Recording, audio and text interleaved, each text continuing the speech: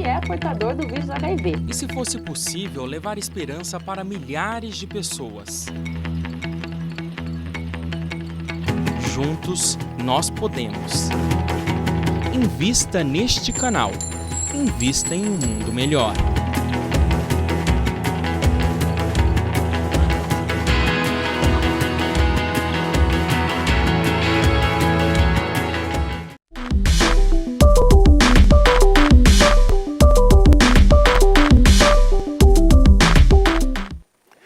Olá, telespectadores da TV Mundo Maior, estamos aqui no segundo bloco do programa Novamente na TV, estamos comentando aqui sobre o Manual do Usuário, né? O Manual do Usuário da Vida e do Viver. E eu peguei aqui como exemplo o Evangelho e dentro dele algumas fundamentações sobre o que é e para que serve viver, as ferramentas, as instruções, as ferramentas e os instrutores. Estamos aqui falando de algumas instruções, e as instruções vai do capítulo 11º ao 20º. Então nós estamos hoje no capítulo 17º, que é Sede Perfeitos. E estamos falando que a questão da perfeição, né?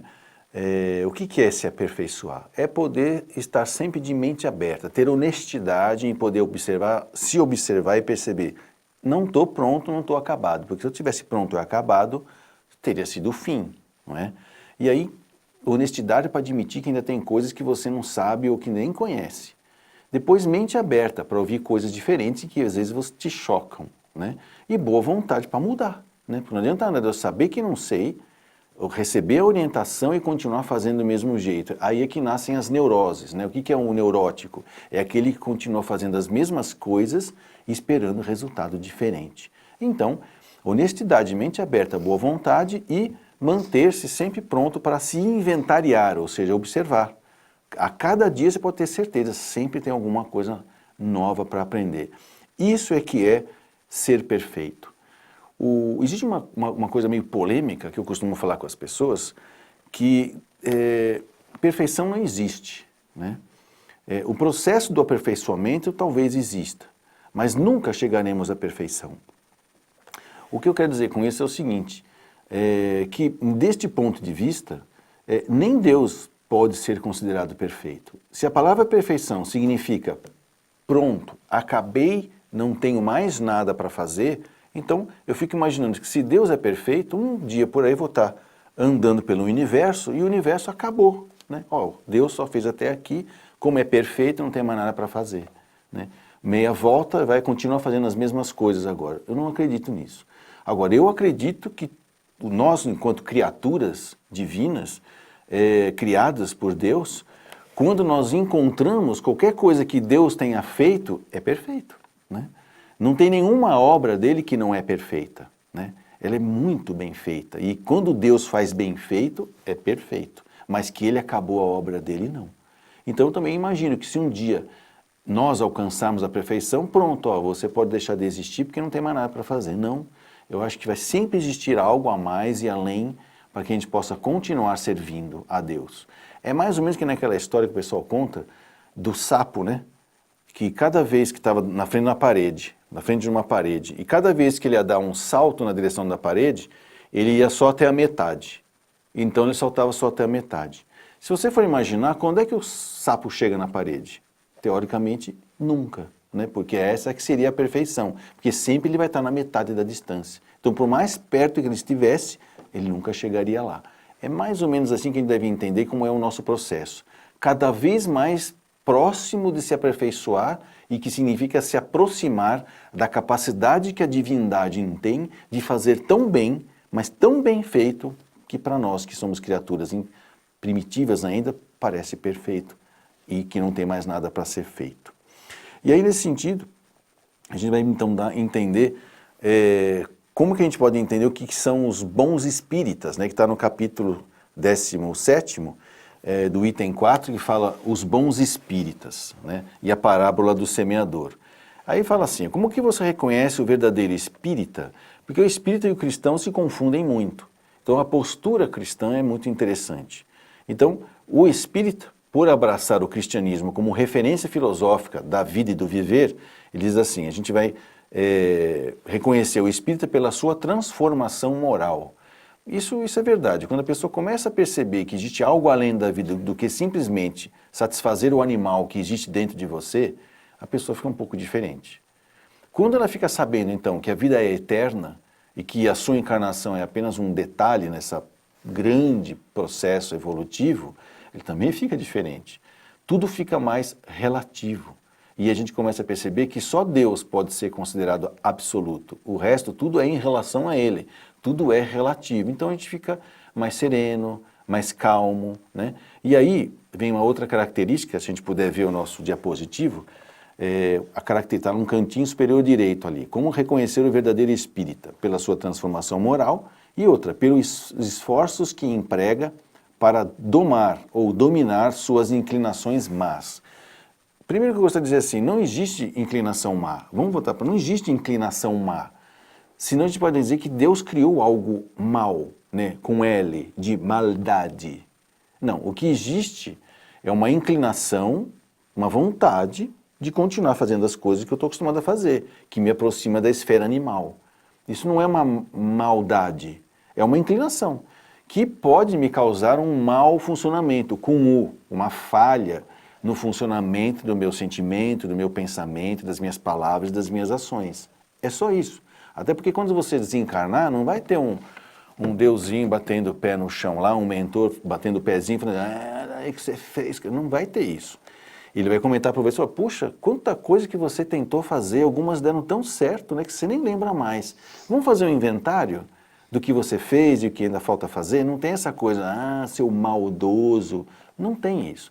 Mesmo quando a pessoa acha que representa o mal, acha que pode enfrentar a Deus criando, sei lá, uma doutrina do mal, e mesmo que ele ache que o mal com L existe, que é a maldade, mesmo assim, isso é entendido como um processo evolutivo.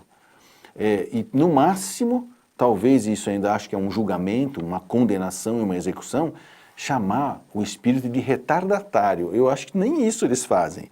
Eles vão olhar para o contexto.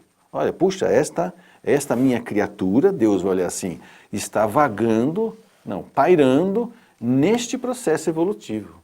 Comparando com esses caras aqui, que já passaram por aqui e já estão mais aqui, parece demônio. Mas eles só são demônios para eles. Para mim não, são meus filhos em processo de crescimento. Isso é o que nós chamaríamos de se sentir um homem de bem, mesmo quando você acha que está fazendo algum tipo de maldade com L.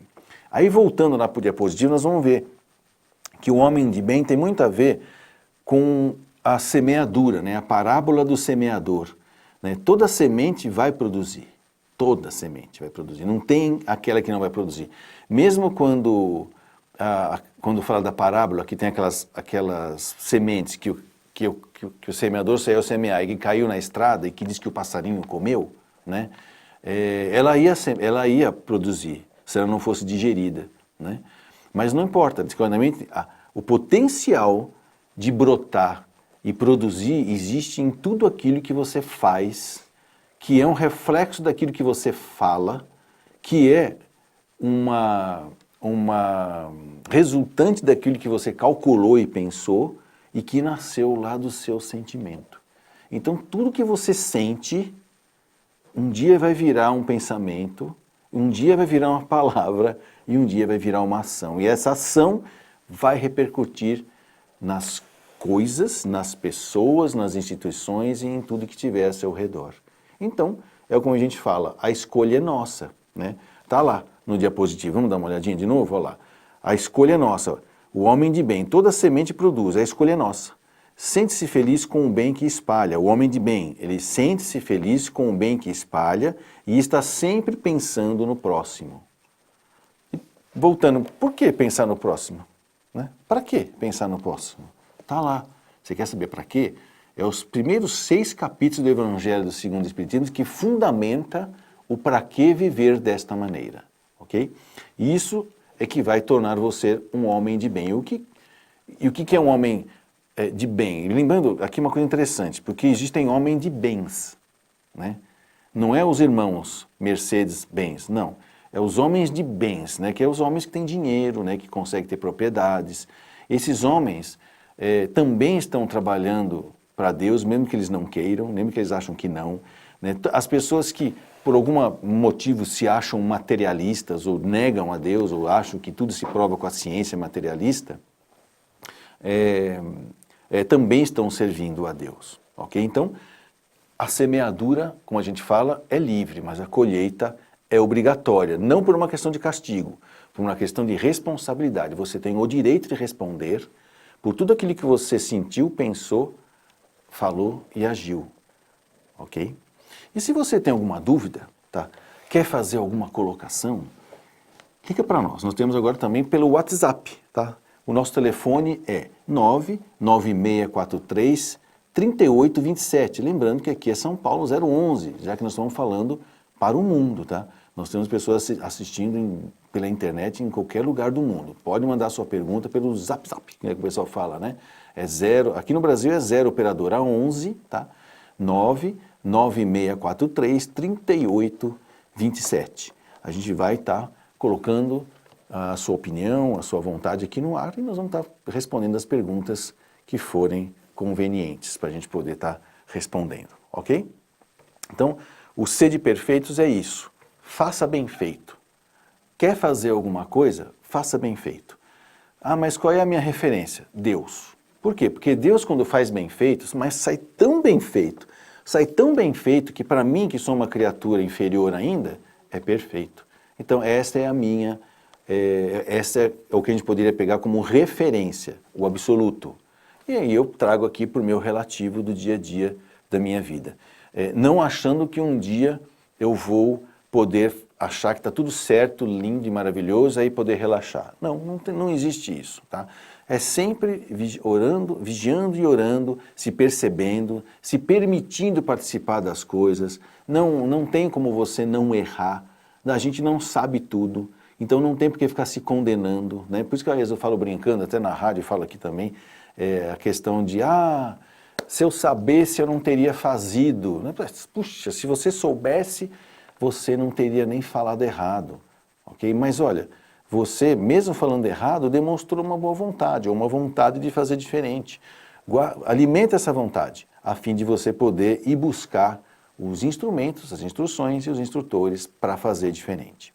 Vamos para o nosso segundo intervalo e a gente volta já já com o programa novamente na TV. E mande o seu WhatsApp. Até já!